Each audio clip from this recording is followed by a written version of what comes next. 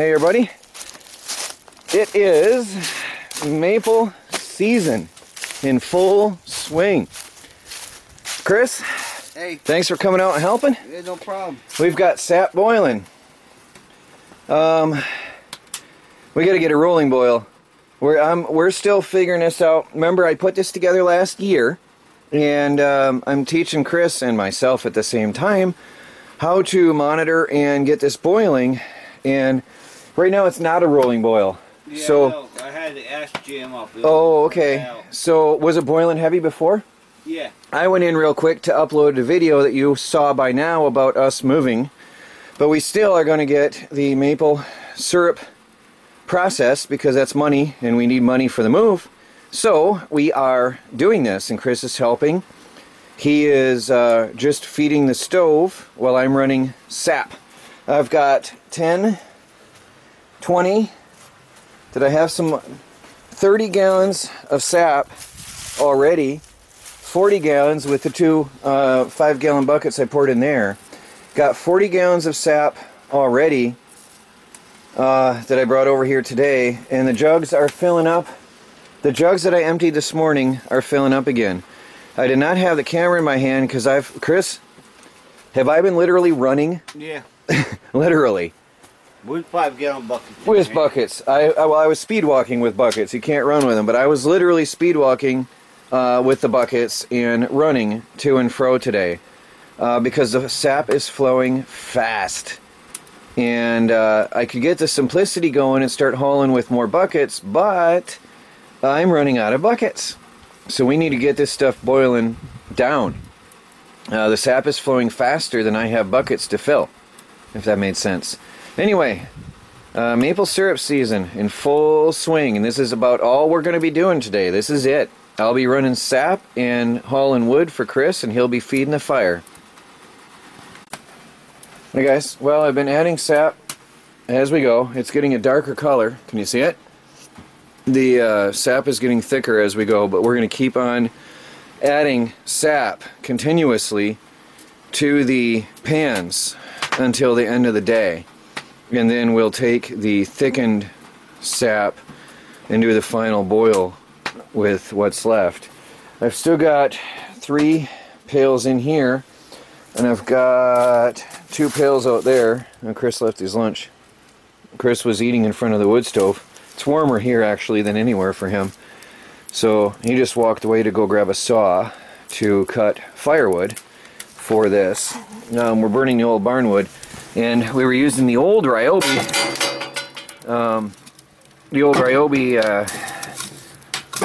circular saw, but it finally quit. I never did get that fixed because somebody gifted me the new one, which I love very much, and I will not use that out here in this dirtwood.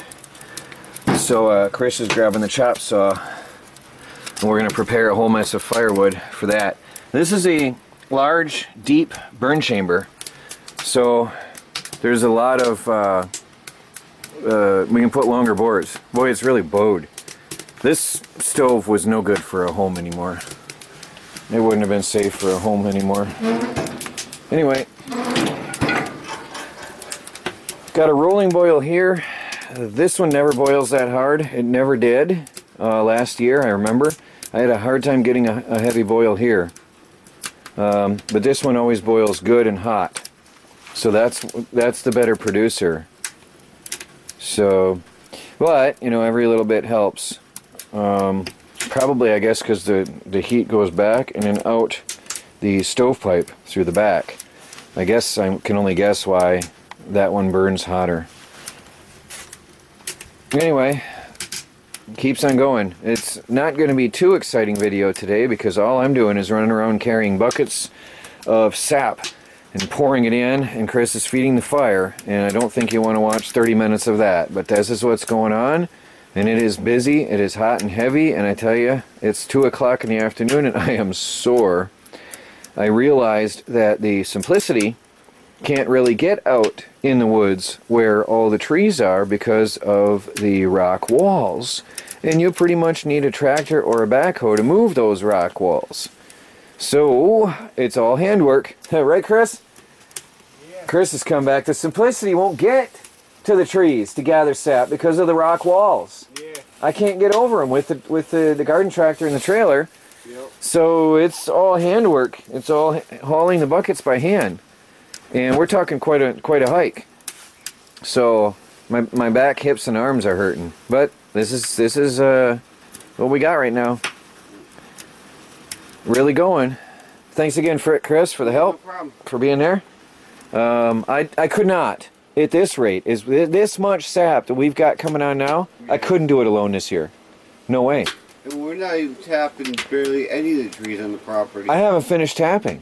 I'm running around gathering sap from what I've tapped already. This is madness. Yeah. It's flowing today. It's flowing.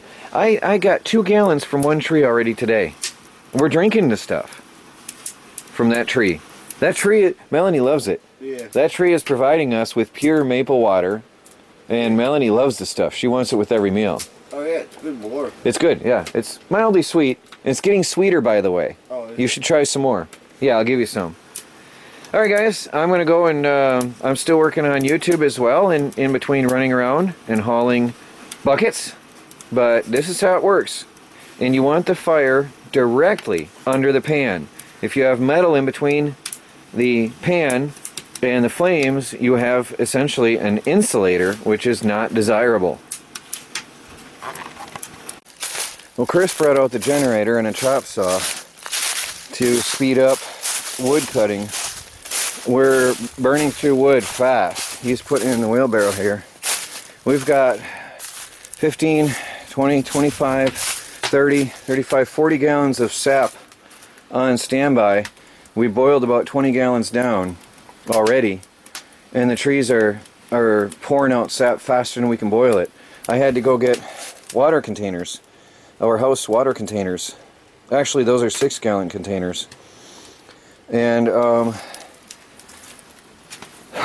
where Chris is just running the wood stove. He just went to take a break, but he's running the wood stove full time. It's 3:30 in the afternoon.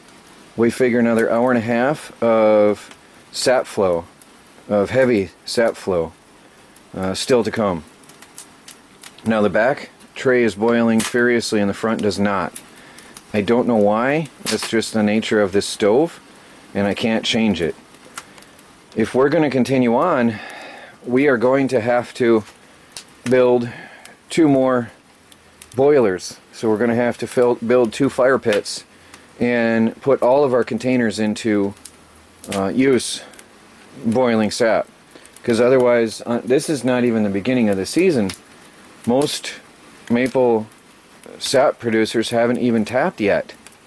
It's not typical season yet. We're still going to have some freezing weather coming up, and usually people wait until the freeze is completely done. So this is early season. We've got 40, 50, we've had like 50 gallons of sap gathered today, and that's only emptying the containers as they overflow. I've got containers out there that are half full, and it's all I can just to keep these going here. So this is exciting, but this is a lot of maple sap, more than we can handle with this stove. So definitely we've got to amp it up and get 2 more stoves going. Now I've got 2 pans. I bought them for $5 a piece from a friend. So I've got 2 more pans, big wide flat bottom stainless steel pans. I've got another pot here. That's a 10-gallon pot. And I've got another 2.5-gallon pot down here underneath here. So I think if I get those 2 pots going, like I did I think last year or the year before, and get those 2 pans going as well as these pans, hopefully we can keep up. And we've only scratched the surface of how many maple trees are here. You could have a full production maple syrup business here with the amount of trees that we have. Just browsing around. I just ran and emptied a bunch of these, okay? So a lot are empty. Oh, here is a bunch. Now, this one I emptied that long ago and it's half full again. Some of these are flowing hot and heavy. See here? I've got quite a few gallons out here. That one's half, half, just under half. Some trees are flowing better than others. Here, there's quite a few gallons here, and these have all been emptied at least once, some of them twice. There's one over here. There's a few out in there in the woods, and I haven't finished tapping. I don't think I'm gonna. I can't handle it. I can't hack it. That one is half again. So no way. I can't do this alone. Not just the three of us. Well, Melanie is pregnant, so she's not working. We thought there was something wrong with her because she's been really tired and sick and weak. But now we know why. So you can see all the taps. That one's pushing down. Is that one standing up? Yes, it is. Good. That one is half full. I emptied that one as well. That's half full. There's a couple in over here. 3 of them here. I'll have to stand that one up. Wow, I just emptied that a while ago. It's half full. That one over there I emptied earlier. It's more than half full. These are really flowing. Well, I'm in a t-shirt today. Was 50 some odd degrees today, so it's nice weather. You can see all the taps here all over, and I run out here carrying the containers. This one I've emptied twice, carrying the big 5-gallon, 6-gallon containers, because I can't really get through the rock walls in some of these areas with the garden tractor. So up here, I got a few taps here and there. Up here is a mess of taps. These guys are keeping me busy.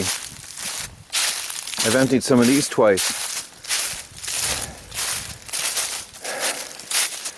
So I don't have a camera person. Up there I've got one that's over half full.